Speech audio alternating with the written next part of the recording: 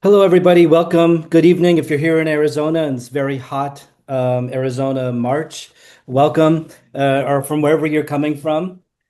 This is our last public program of the year. So I really want to thank you all, those of you who have been with us since the beginning of the year. It's been a really wonderful year of learning with you all. So thank you for coming to this last program. Today we'll be discussing Jews in sports and what, if anything, is Jewish in sport.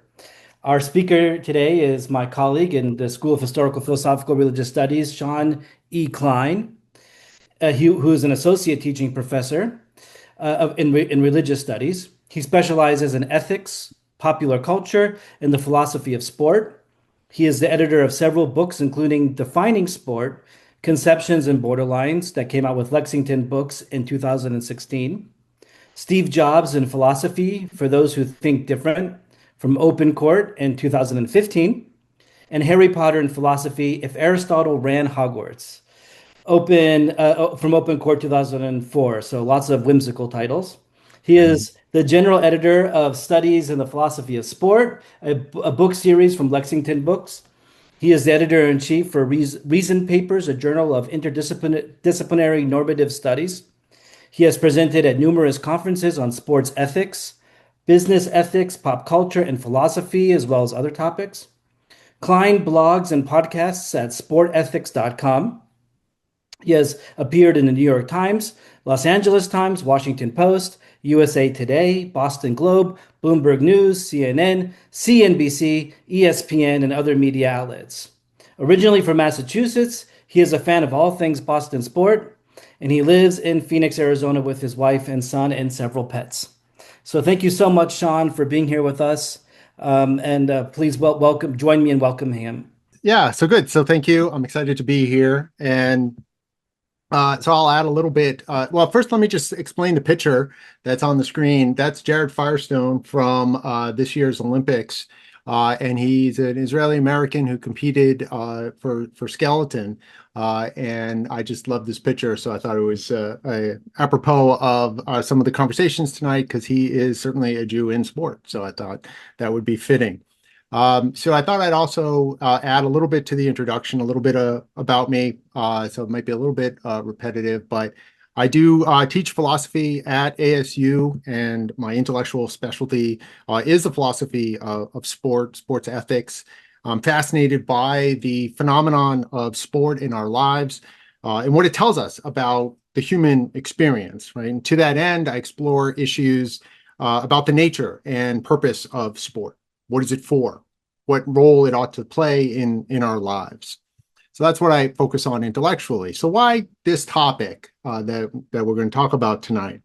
Well, like many after 10/7, I wanted to be even more engaged with my Jewishness. Not that I wasn't before, but it led me to think about ways that I could do or say more as an academic about Jewish issues. I wanted to move beyond my personal daily diet of Jewish podcasts, books, and magazines, and do something a little bit more. But I'm not like my colleagues at ASU. I'm not a expert or any rigorous background in Jewish studies, though I did take some courses in college and study in Israel. But that was a long time ago. And my religious training is fairly thin. I was bar mitzvahed. That also was a long time ago. I did try to do Daf Yomi, which is the daily read a page of Talmud a day over 7 years to complete the whole Talmud. I lasted about a month or more. So that gives you a sense of my religious training. But I do know about the philosophy of sport. And that got me thinking, is there anything Jewish about sport? Could there be a Jewish philosophy of sport? And so that's what I want to explore tonight is this idea. Now, the first thing that came to my mind when I started thinking about this was the story of Jacob wrestling with God or wrestling with a mysterious figure, right, from Genesis 32. And so here I have on the screen from Sephoria, the JPS translation of this. And the key part is Jacob was left alone and a figure wrestled with him until the break of dawn.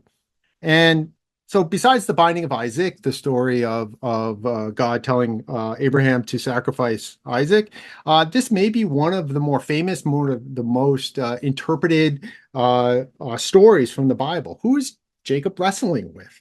Why is he wrestling? Right? What does it mean? Now, it's been taken to mean many different things, symbolizing an inner spiritual battle, some kind of cosmic battle, some representation of Jacob and Esau in their battles. Maybe it's symbolic of national displacement and then redemption. I'm not going to weigh in on these. Like I said, this is not my area of expertise, but it is a story that really has long fascinated me. And as a philosopher of sport, two things really stood out to me that I thought were interesting. First is that this is described as wrestling, right? That not a battle, not a fist fight, not a sword fight, not an argument, but wrestling, right? That's interesting. Why? Well, we know that wrestling has a long history in the Near East. There's a famous wrestling match in the Epic of Gilgamesh.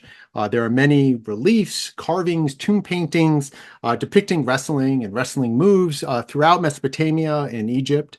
So wrestling was clearly a sport that was widely known in the area at the time.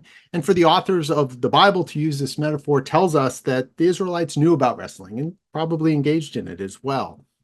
And so the second thing that I find really interesting about this is the famous renaming of Jacob to Israel.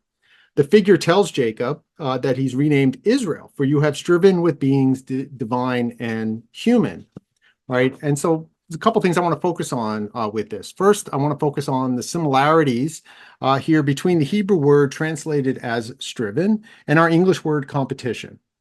So the Sefaria website tells us that the Hebrew word sarita is defined as contend with, strive with, persevere.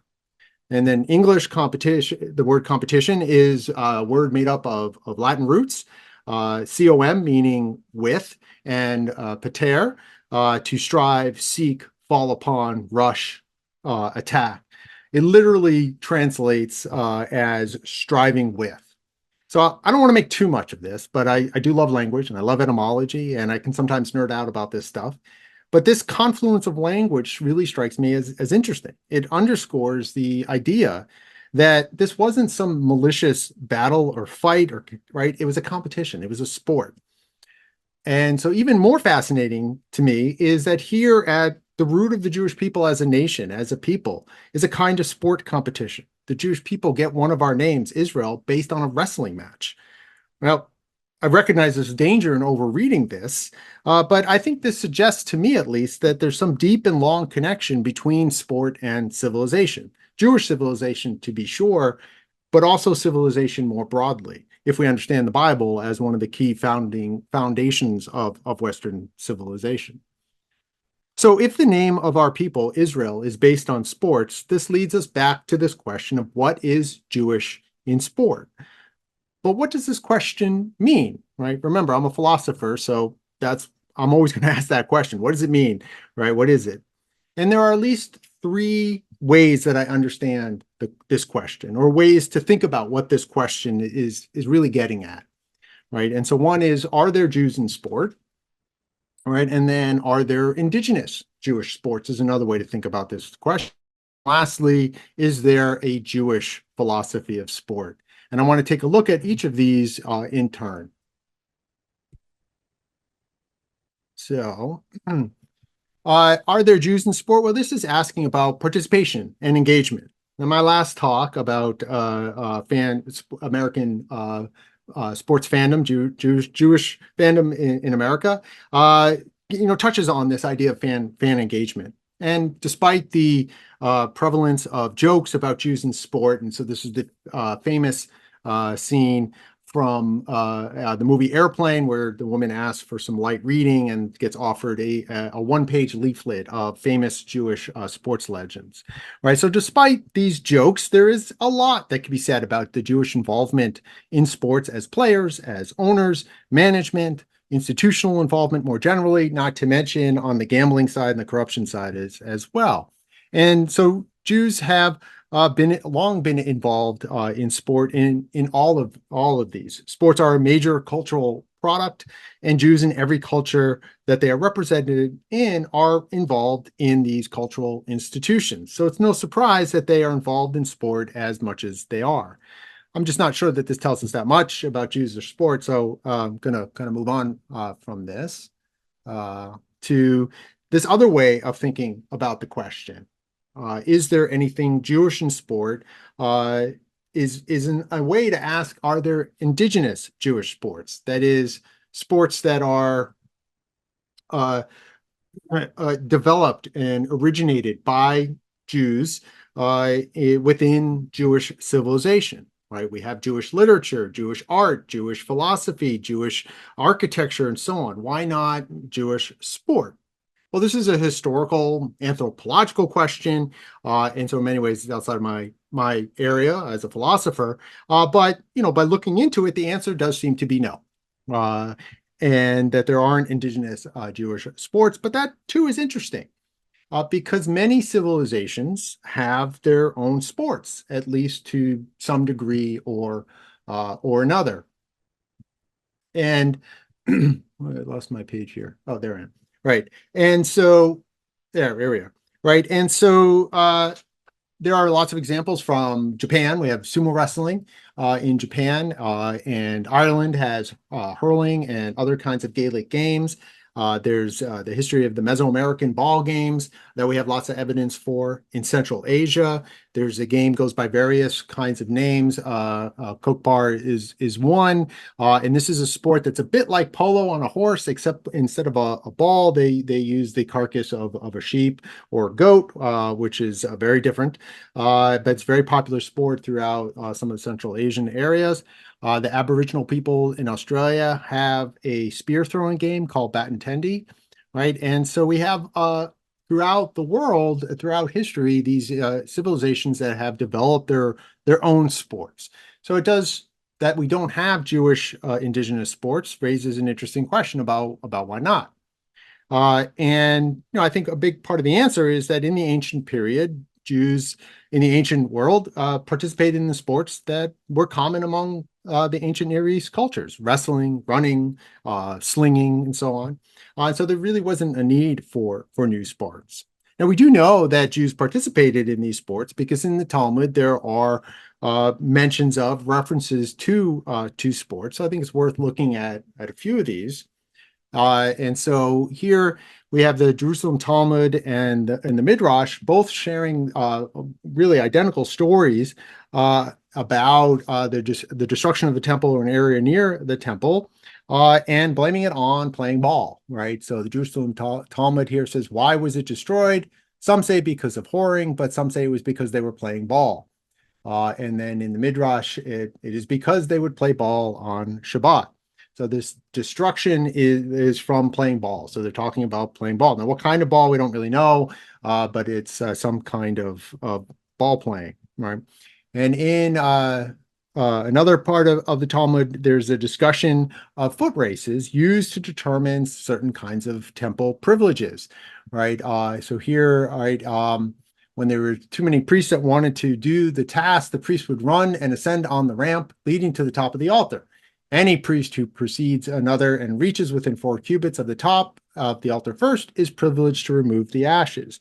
So here's this privilege that was a foot race was used to determine who gets the privilege, which is pretty common in the ancient world. We have texts like this, discussions about the use of sport foot races to determine certain kinds of privileges within the ancient religions.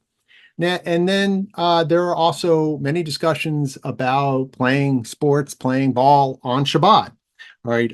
And so here we have two such versions of that. So on one side here, we have a discussion where it's forbidden to play ball on Shabbat. And then on the other side, it says it's permitted to play with the ball on Shabbat. So, but so that's I find that amusing that there's these two different takes on it, and that's very common, of course, throughout the Talmud to have these different takes. But this indicates that these activities were common enough of an issue that they needed to be discussed, right? If people weren't playing ball on Shabbat, there wouldn't be a need to discuss whether or not the playing of ball on Shabbat was permitted or not, and under what kinds of conditions. Now, I do think it's interesting that all of these, though, within the broader context, are not really about sport as such. They don't seem, that doesn't, sport as its own thing just doesn't seem to be a topic taken up for its own sake. It's not really about sport. It's more about the context. It's more what's allowed on Shabbat, right, or not allowed on Shabbat. It's about gambling. It's about other transgressions that might occur in the context of the playing of the sport, not the sport itself. Um, There we have this some evidence of the playing of sports in the ancient world. There's also evidence from Josephus talking about Jews going to the gymnasium to wrestle and partake in some of the Greek sports during that time period. But again, they're kind of just taking on what's already there. But maybe in later periods, Jews developed sports, and so we can look at more modern times. And in Germany, in Europe more broadly, in the 19th and 20th century, there was really this growth of a gymnastics movement, of engaging in gymnastics for health reasons, competitive reasons, and Jews participated quite widely in this practice. And there's also the Maccabee Games, the Jewish Olympics. And now both of these are interesting examples of Jews very involved in sport, but these are European, Western sports. So they don't really represent anything indigenously Jewish. But we can also look to Israel, and here we do have a couple of examples of create new sports that in Israel. There's Maktakot, which in America is often known as Kadima. It's a popular paddle sport played on the beach, as the picture shows. Appears to have been developed in the 1920s on Israeli beaches. And it's become quite popular throughout the world and lots of other places where there are lots of beaches like Brazil and so on. There's also Krav Maga, which is probably many people have heard of that, the Israeli martial art that was developed in the 40s for the defense forces, both pre-state and post-state, still used as part of IDF training, but it's also grown very popular as an exercise routine, but also for self-defense. But there are also competitions, championships for competing at Krav Maga.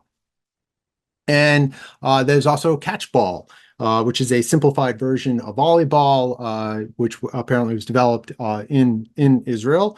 I grew up with this being known as Nukem, but it has the name catchball in Israel, so these are interesting. They're developed by Israelis in Israel, and so in some ways they fit the model of being an indigenous Jewish sport. But there are also variations or derivations of other established sports, right? It's a simplified version of volleyball. Krav Maga is a martial art, so it's taken from the long history of martial art forms. And then Kadima or Maktot is a paddle sport, and so that's picking up on tennis and other kinds of paddle sports that are popular. And so they're, as variations of established sports already, they're not really fitting into the idea of being indigenously Jewish. So in short, right, there really aren't indigenous Jewish sports. What I think we see is that Jews throughout history have participated in sport and related activities, but didn't develop their own Jewish sports, right? In ancient times, they absorbed the common sports from the area, from Mesopotamia, from Egypt, from Greece, right? These were the dominant cultures, and their cultural practices influenced and found their way into Israel, more than just in sport, but obviously that's our focus, so that's what we're talking about. And the diaspora, Jews took up, as with so many cultural practices, the dominant forms of sport of the cultures which they were in. And so there really wasn't a need to develop their own Jewish sports. Most of the cultures for which we have indigenous sports, be it Japan or the Central Asia or Mesoamerica, these are places that were, had long periods of isolation from the rest of the world. And so there was a need, a process by which their sports could grow and develop. Whereas the Jewish civilization always was in between major cultures, whether that's Egypt and Assyria or Babylonia, right, in Greece, or is within other dominant civilizations. And so there never really was an opportunity or a need to develop their own sports. And so that takes me to the third meaning or interpretation of what it is to be Jewish in sport is to ask, is there a Jewish philosophy of sport? Now, to answer that, I think first we have to think about what is philosophy of sport. And so, philosophy of sport I take to be a philosophic examination or inquiry into the nature of sport, into the significance of sport, exploring the nature and purposes of sport. What is it and why? Why is it? What's it for? Right? It's a way to think about and understand more deeply and more thoroughly what sport is, what it's for, what role it plays and ought to play in our lives. And so I take a philosophy of sport broadly as an attempt to answer those kinds of questions, to explain what it is, what purposes it serves, what role it has in our lives, and whether or not and to what extent it ought to play significant roles in our lives. And so here's the journal, right? If you open up the journal, those are the kinds of issues that philosophers of sport are going to be exploring. So what would make it Jewish? And that's obviously a fraught question. And I'm Jewish. Is everything that I say in the philosophy of sport Jewish philosophy of sport? No, I don't think anyone would accept that. First of all, me, right? And I certainly hope that wouldn't be the case. But I also don't think it can be just something that is only traceable to something religious or something textual, something in the Torah or the Talmud, right? Jewish civilization is broader than just its religion. Now, when using this term Jewish civilization a couple times, I've probably given away that influenced by Mordechai Kaplan's writings and thoughts on some of these topics. And as I understand his view and sign on to this idea is that something would be Jewish if it springs from and contributes to the Jewish people and their ways of life. Now, I don't take this to be too bright or sharp of a line, but if we could find ideas, thoughts, that come from within long established ideas or ways of thinking from within the history and traditions of the Jewish people and could apply this to thinking about sport, well, that could be a Jewish philosophy of sport. And so that to get at this, right, and so I want to explore this more. And to get at this, there are three broad categories of attitudes about sport that I think one can find within the Jewish people. The first is what I call the alien view, that sports are alien to the Jewish civilization and ought to be rejected and at best tolerated. And I think we see some evidence for that in the rabbinic literature that we've talked about a little bit here, and that seems to accept some of that view. But as I've noted, lots of that criticism in the rabbinic literature and more traditional ways of Jewish life are targeted at things around sport, not the sport itself. It's the things like gambling and prostitution, the violence that was commonplace in the sporting arenas of those days, where Jews, if present, could be targets of danger, right? And so there's also the perceived dangers about mixing with or being influenced by other cultures. So it's not so much about sport as such, but about that it's coming from another culture or that it poses some kind of threat. And I think also there is an idea that engaging in sport should be rejected because it takes away from the focus on Torah study and other kinds of traditions. And I think first, when I have this idea, I think of the book and the movie, The Chosen, where the father, Reb Saunders, and his son, Danny, they're an Hasidic family, and the father is very concerned about Danny's involvement in anything that's not Torah study, anything that's taking him away, including baseball, but also even just going to the public library. So it's not just about sport, but sport is just one of those things that is alien, that's from the outside, that pulls one away from the core, the essence of what one should be doing. And so this is one view within the Jewish world of the role of sport, obviously a negative idea. The second one is what I call the accommodation view, that sports are a kind of neutral activity. There's nothing inherently Jewish about it, but it's something that can be incorporated into Jewish life without any issue, right? And I think this is really the dominant view, certainly for most Jews in the world that aren't very strict or very traditional, right? Sports are part of the cultures that Jews live in. We partake in them like everybody else, right? For example, the role of American sports in the Jewish American experience, as I talked about in my previous talk. And so I think this is a very common way for the Jewish world to think about the role of sport in their lives. It's just another kind of cultural practice that one partakes in, no different than the music that you might pick up by being living in a certain culture at a certain time. Now, a third view, what I call the autogenic view, mostly because I wanted another A. I like alliteration, and so the first two are A's, so I needed a third A. So autogenic fits, but it's really, think of it as an internal view. Is there something in Jewish life and Jewish civilization that internally, independently, gives rise to or explains the role of sport in life?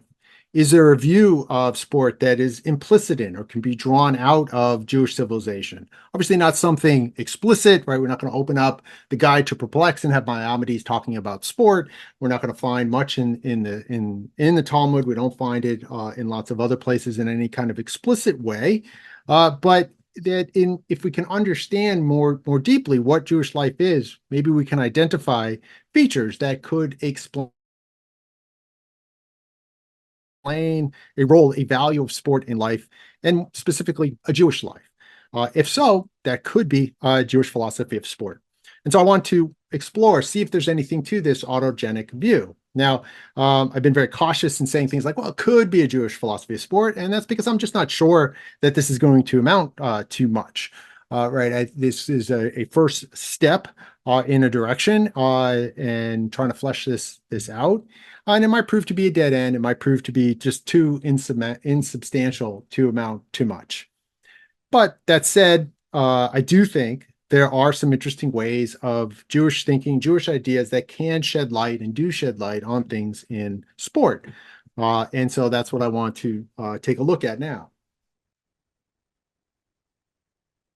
Now, the first thing I wanted to look at, I guess, is the idea of Judaism as a covenantal religion, first with Abraham, later generations at Sinai, right? This mutual understanding and exchange of responsibilities and promises.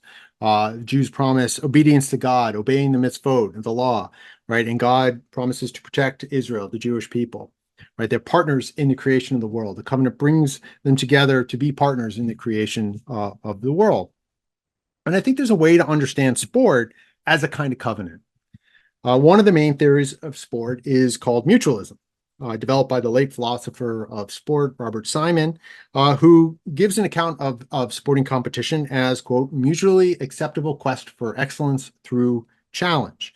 The mutual acceptable quest for excellence through challenge.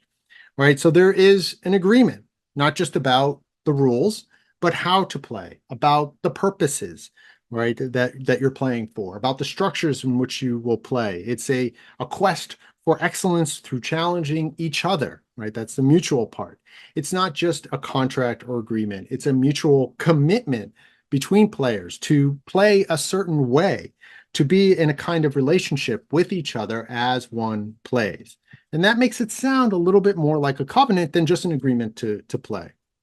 So I think a Jewish philosophy of sport could explore the meaning of the covenant within Jewish thought and see what could be applied to ideas like Simon's mutualism. See if a deeper understanding of covenantal thinking could expand on this theory of mutualism, give it a more robust foundation in some way.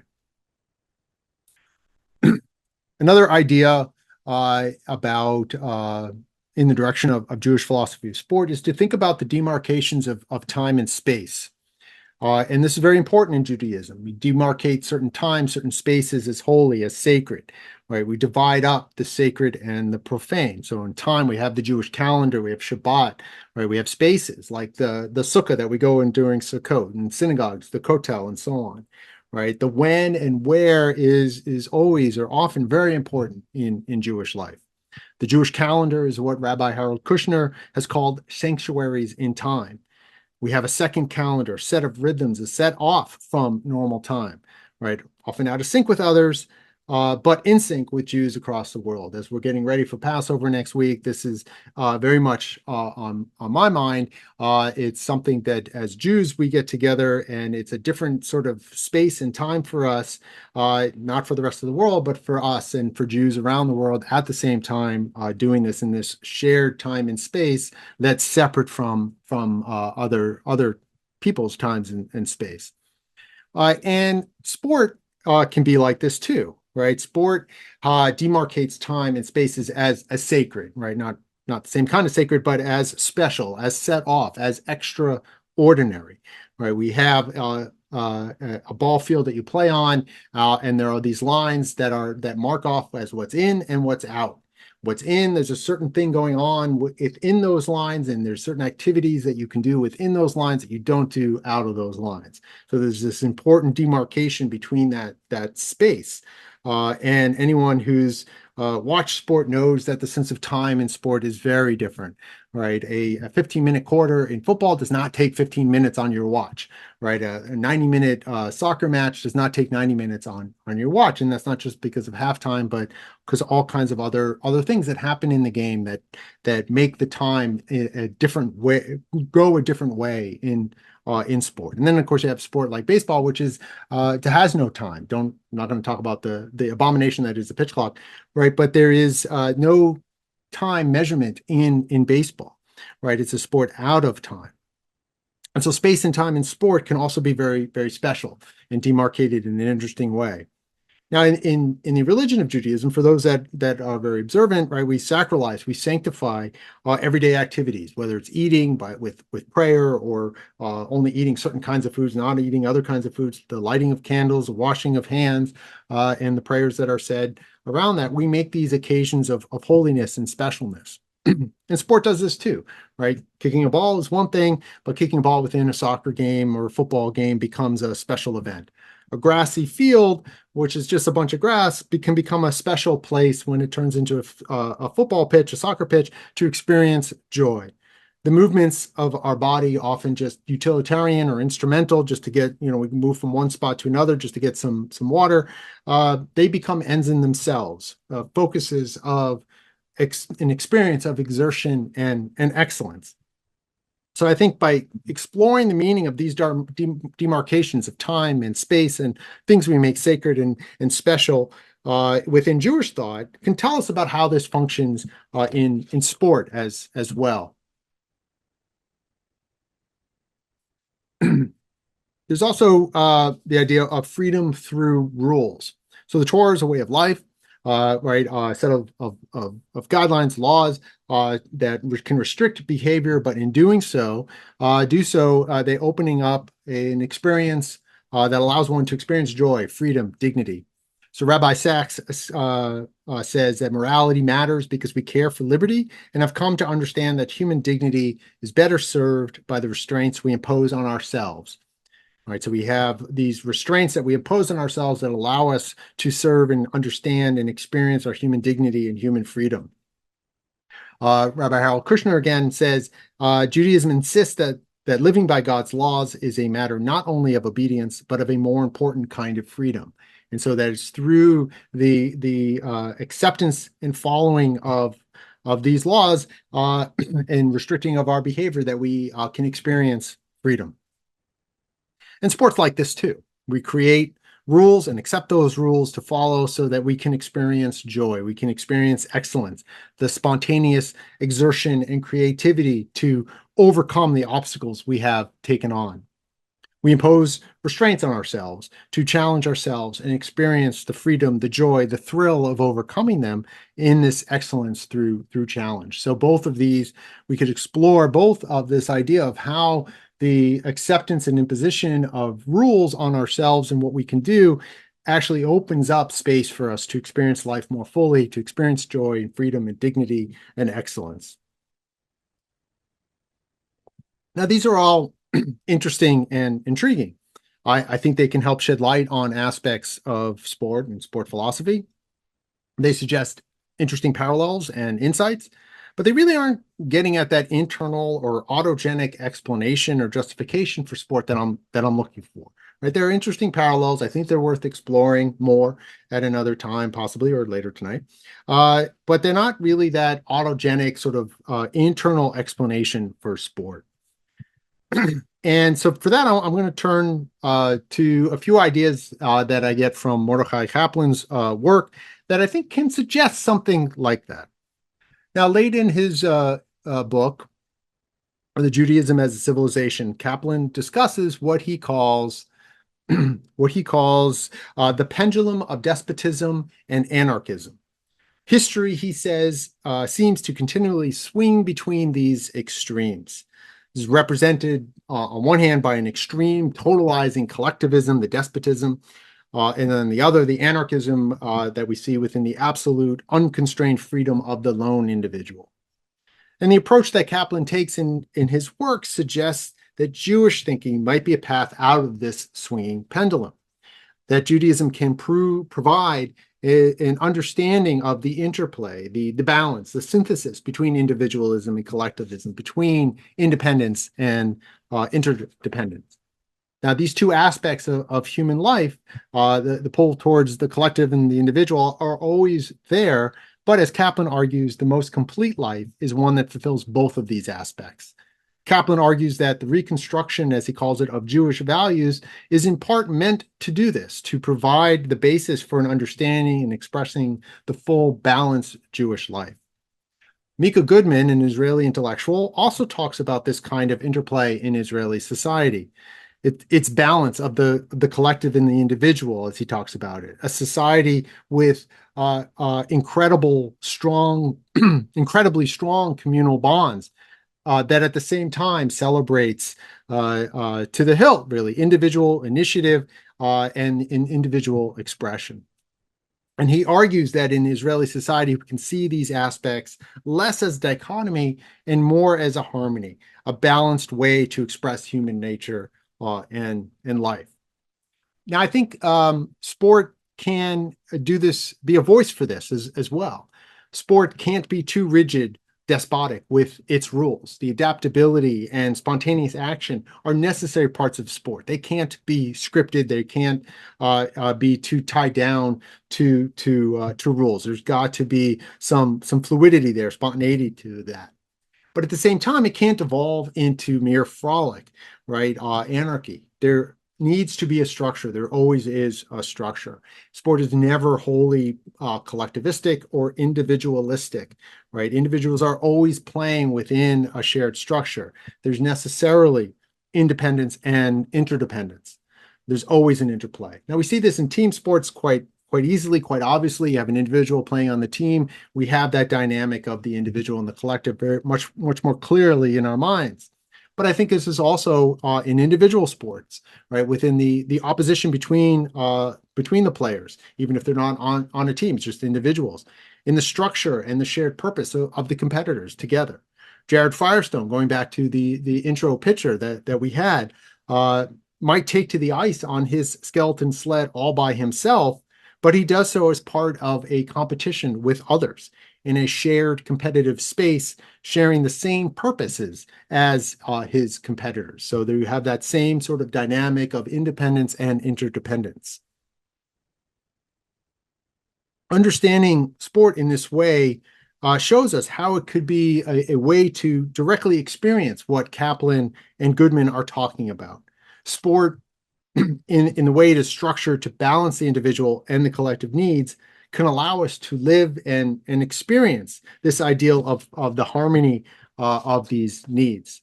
This suggests to me that bringing Jewish ideas and thoughts to the philosophy of sport can give us a better understanding of sport, of Jewish life, and of sport in Jewish life. So it's getting closer to that autogenic idea of finding something within Jewish thought that can shed light on sport itself. Now, in continuing another idea, in Kaplan's vision of reinterpreting or reconstructing Judaism for the modern world, he says It is imperative, therefore, to find outlets other than religion for the collective life of the Jewish people. Paradoxical as it may sound, the spiritual regeneration of the Jewish people demands that religion cease to be its sole preoccupation. The emphasis there is mine because that's the part that I'm really interested in, this idea of finding other outlets for the collective life of the Jewish people. Now, Kaplan doesn't really mention sport all that much, as far as I could tell. There's a couple of references basically saying that you should be allowed to play ball on Shabbat, going back to some of our earlier conversations. But I think sport can be an excellent source for what he's talking about, or an excellent example of what he's talking about. Sport could be, and I think is, an outlet for Jews to experience their Jewishness together with other Jews.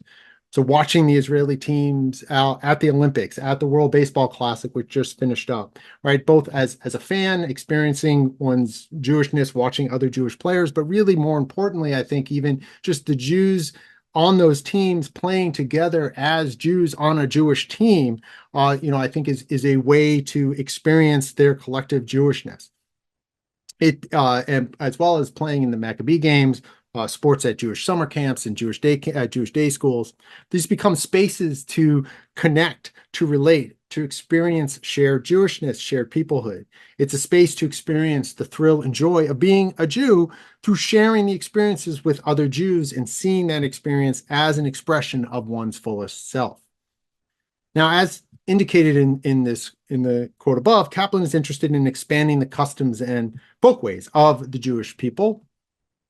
And in discussing these folkways and their importance and the need for expanding them, he says, quote, Jewish life should include a multiplicity of visible activities centered upon sense objects. There's some filler there, and then those visible activities and sense objects which delight one in and for themselves are the material of religio-poetic feeling, and such must be the content of a self-justified Jewish life. Now, I'm not sure sports is entirely what he has in mind here, but it does seem to be a possible example of what he's getting at. Right? Sport at its best brings a person's full being, their mind, their body, their spirit into action. It tests and challenges that being, and so allows one the full sensory experience of being a person in the world, and importantly, and at the same time, a person in the world with others. And sport gives one a sense of that unity with the self, with others, with something larger than life. Now, if this is plausible, it gives a Jewish grounding for the importance of sport in one's life, as sport as a possible Jewish folkway in the vein that Kaplan is talking about. Now, there's obviously a lot more work to do here. It's the start of a project. But what I have explored here, I think, suggests ways that understanding of Jewish ideas, thought, philosophy, history can inform one's understanding of the nature and purpose of sport. That these ideas can provide a way of thinking about the world and ideas that can shed light on how one thinks about sport, and namely about sport in a Jewish way. And if so, a Jewish philosophy of sport becomes a possibility. So thank you for your time this evening. I'm open to questions, suggestions, criticisms, and so on. I've shared my email there as well if you prefer to do it that way. I will apologize in advance because they're not exactly phrased as questions, but maybe data points that also that I'm sure you'll have interesting meditations on, because it's a really your lecture was really compelling, and I really appreciate the concept, really making me think about autogenic, if there's anything like that can be indigenously Jewish in sports. But some ideas that came across my mind as I was listening is one thing. I don't know if you know the work of Eddie Portnoy. It was really kind of fortuitous that you started the lecture talking about wrestling, because Eddie Portnoy, who is now the head of the YIVO, and the kind of Yiddish Institute in New York City, he's written a lot about wrestling and in Jewish culture, especially in Warsaw. He did it he published it in a famous forward article, and he had an exhibit there. And I've heard him speak about it publicly, but I don't know how much he's written about it in the academic sense. But but but wrestling was really Jewish in Warsaw, and he found that Jews took part in wrestling across the board, across the ideological board, and he found a lot of like really hilarious Yiddish literature that kind of turned wrestling into like a mock Jewish endeavor by Oh, framing the rules within like a traditional like she'elot or tshuvot method, call it like question responsa or question and answer rabbinic okay. methodology. So there's a lot of rich material there. So that just feels like one interesting place where Jews sort of internalize Yeah, they take a sport that's maybe not indigenously their own, but they make it their own, almost in right. jest, you know? So another thought that I had was I was trying to think if there's any like sporting involved with like in Jewish practice, any kind of sport that can be connected to Jewish practice. And only one thing did cross my mind, but I seriously doubt you'll find any text before the 19th century that describes it. I'm taking a guess at that. I'd have to look into it, but I seriously doubt that there's anything before the 19th century to describe it. But that is archery on Lag BaOmer. Oh, That yeah. yeah. So like even when I was a kid, we would fire arrows on Lag BaOmer at school, which was probably not wise to give kids bows and arrows. Well, So did you light you them on know, fire? Did you have fire arrows? That would be even better. yeah, they didn't have any fire. No, that would probably really would have been a hazard. So yeah, that's another thought. I'd be curious to see when that enters. I'm sure that it's not Talmudic, and I'm like 99% sure, 90% sure that's not medieval or early modern. So anyway, that's just one thought. And then another historical data point that feels like it could be woven in here is the Max Nordau movement and like Yeah. I forget what he calls it, like Muskeljudentum, Yeah, the like muscular the Judaism. muscular Jews.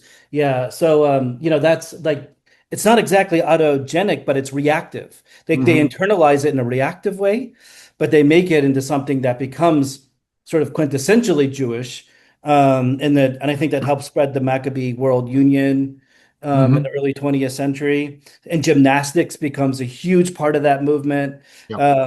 So the kind of but again, it's reactive. So to what extent can reactivity also be internalization? I think that there might be a kernel of philosophy in that. And then I Yeah, guess it's a really yeah. interesting sort of, thinking about the autogenic sort of explanation, the internal, but that as you internalize what's in the culture around you, whether it's wrestling or archery, and so on, or the other gymnastics, you internalize it, make it your own, and there is a sense of a mixing that might bring about some aspect of it that still could be autogenic in reverse, in a sense. That's certainly something worth exploring and thinking about. Well, I mean, I think a lot of Judaism is like that. I mean, Yeah. even the religious practice of Judaism is in some way blended with something else, and then that turns into a third thing, Hmm. over time. So yeah, and then I guess the last thought that I had was about Mordecai Kaplan, since he's a huge part of this paper, and I think Chava's here. She might have a lot more like deep philosophical, approach to Mordecai Kaplan, but. I'm really certain that the Reconstructionist movement, which sort of based itself off of Kaplan thought, really heavily emphasized the recreation and sporting as like it took that idea that Kaplan sort of lays and then turns it into an actualized lived experience. So Okay. so I'm relatively certain that JCCs like predate the Reconstructionists and Kaplan, Yeah. but like the Reconstructionists, I think, really sort of. I don't know if this is attributed to any one person, but the term "shul with a pool" is Mhm. something that you hear a lot in that circle, and as Yeah. like attributed to the outgrowth of Mordecai Kaplan's thought. So I do think that Mordecai Kaplan's thought, as like you're seeing it in what he's writing, but I really Hmm. think it was actualized into a sporting culture in America. So those are the kind of my thoughts. Oh, I love to hear that. Yeah, that sort of in some ways I feel very validated, right? That what I see by reading the book, I'm not as familiar with the contemporary movement, but to see that development and that bringing of, in a sense, sport as a folkway. And I do think, and this is more probably your field than mine in terms of history and so on, is that yeah, the Jewish Ys and the JCCs, I think they develop around the same time that Kaplan's writing, so it's probably a little bit of crossbreeding and the idea of the shuls with the pools and stuff was I think a similar idea. Though I think in some ways that was more meant as a way to trick people into coming to shul. They're not going to Yeah, come to shul, but they'll come to the pool, and then maybe we can get them into shul. So yeah. that's a little different, but it's a start. So thanks Yeah, for the. some of those old synagogues, I remember in Washington Heights, there were some old synagogues that still had basketball courts in the basements, Mhm. full on. They weren't like prefabricated, they were built in to the fabric of the synagogue. Yeah. Well, Yeah. and I think if you the role that sport plays at Jewish camps, in summer camps and in day schools, I think is also something to explore there. Although again, I think a lot of that is pulling from the culture itself, the American culture, where those things are highly valued and integrated in other parts of our lives. But this sort of autogenic aspect in reverse that we were talking about is part of that. That so much of Jewish summer camps involves the sport, the color war, and sports going through that allow Jews to experience themselves as Jews with other Jews, and I think that's an important part of what Kaplan's getting at. So this is Lisa. I also, in terms of like the JCC movement, one of the things that the JCC movement did was they made it possible for Jewish youth and adults, I guess, to play sports that were traditionally played on Shabbat. Hmm. So they had many of the sports leagues that came out of JCCs were Sunday and weekday sports leagues, and one JCC versus another JCC, so that more traditional kids could actually enjoy that same opportunity of taking part in sport.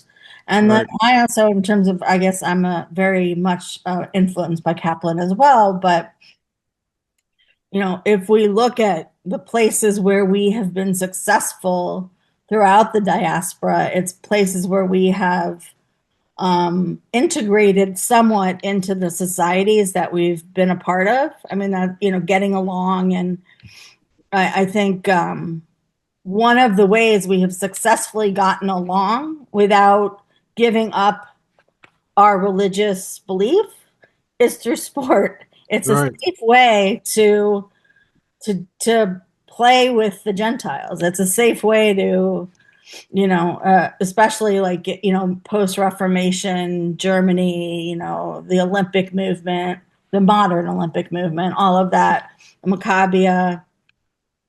It gave us a chance to like do things that everyone else was doing in a way that everyone else was doing them, and show everyone that we can exist and can be the same kind of people that they are, that we're not that different. Right. Yeah, no, I think that's important insight. And in some ways that's a little bit like what we talked about in my last talk, at least as fans, right? As a way of integrating into society through being a fan of sport. And I think on this side, talking as a participant in sport, both I think your comments also highlight that there was a space for Jews to play with other Jews, all right, in the JCC leagues, uh, but also a space to then sort of make the leap to play with non-Jews, whether that was in citywide leagues or, as you said, in the Olympic movements and in the various gymnastic movements at the turn of the century, that where there might have been more mixing. So it was a space for Jews to balance the sort of one of the ideas that I was toying with discussing and bringing in tonight was the sort of universal and particularism that many thinkers, including Rabbi Sachs, talk about. I couldn't quite make the connection, but I think here we see some of that dynamic of the particularism of Jews wanting to play with other Jews in Jewish leagues, but that also the universalism of wanting to also be a part of the society more generally and play with non-Jews in their leagues and demonstrate both to ourselves what being an athlete can be and how being an athlete can be an expression of one's Jewish self, both within Jewish circles, but also within the more broader social circles as well. I was also just thinking recently about our need or our desire to constantly point out the Jews that are successful Mm-hmm. in mainstream sports. Like we just had the Olympics, and there were I think at least four, maybe more, Jewish hockey players that were between the Canadian and the. Sorry, I'm a hockey person. Yeah. The Canadian and the American teams, and people were like talking about how how important that was, that Jewish young adults were seeing these, Jewish kids were seeing these Jewish young adults be successful in an area where Jews aren't typically successful. So, Right. Yeah, we had Jack Hughes, scoring the go-ahead goal for the men's hockey, and Aaron Franklin in goal for the women's hockey. Basically giving up like one goal throughout the whole Olympics, and that was a very very big source of pride, I think, in the Jewish community. so yeah. So I don't know. I just see that as another way that and this probably is more to your last talk, but how we acculturate into the societies that we're in, and then bring that back to our Jewish pride. Um, so, This is making me think of another thing. If we're not adverse to talking about antiquity here, which we're not, since Nope. since we had some antiquity, you see, sports can have even been the reverse. It could have not been a point of pride, but also a factor in extreme Hellenism, the most Hmm. extreme forms of Hellenism that there could be. So there was a Biblical Archaeology Review article. I mean, this is years ago. I think, back when Herschel Shanks was still doing it, but about the practice of epispasm, which is reversing the circumcision, surgically Yeah. reversing your circumcision. And it seems as though this was much more common than we thought it was, that it was, it's surprisingly common. And it was, pretty much the most radical form of Hellenism that could have been. And seems to have been one of the primary impetuses for wanting to have that surgery was because you wanted to participate in Hellenistic athletics, which Right. was done nude. And so, you could change your name to, Alexander Janaeus or whatever. But once you're taking off your clothes at the gymnasium, everyone knows you're still Jewish. So, Right. in that case, it's not about integration or pride, or it's like or internalizing, but it's sort of an extreme erasure. yeah. Hmm. Yeah, I've always heard of that through Josephus talking about that. I didn't realize that there was actual archaeological Yeah. evidence for that as There's actually well. a lot known, surprisingly, a lot known about the actual method and how Oh, common it wow. was. Hmm. And yeah, and so I think that gives expression to many ways to that alien view that I talked about, that fear that sport not just the mere exertion of physical and bodily motions under a set of rules, as we might think about sport, but it was the idea of that you're going to lose your Jewishness because you're going to want to go to the gymnasium and wrestle with the Hellenistic Greeks and try to be Hellenistically Greek, and that was very popular because the sport was popular, and they wanted to participate. And so that becomes the source of concern, I think, about engaging in sport, because it could lead to your loss of Jewishness rather than being a space in which you could express that. It became something that was alien, to be rejected and to be avoided because of that. Yeah, it might explain some of the Talmudic aversion to sports, since they're Yeah. pretty averse to anything that was, Hasmonean or too Hellenistic. Yeah, there's definitely that thread that it's like, well, that's the way they do it, so we're not going to do it that way. Well, thank you. Are there any last questions? Because we're gonna finish up. Okay, go ahead, Stan. Oh no, I'm looking if there's any more questions. There's not.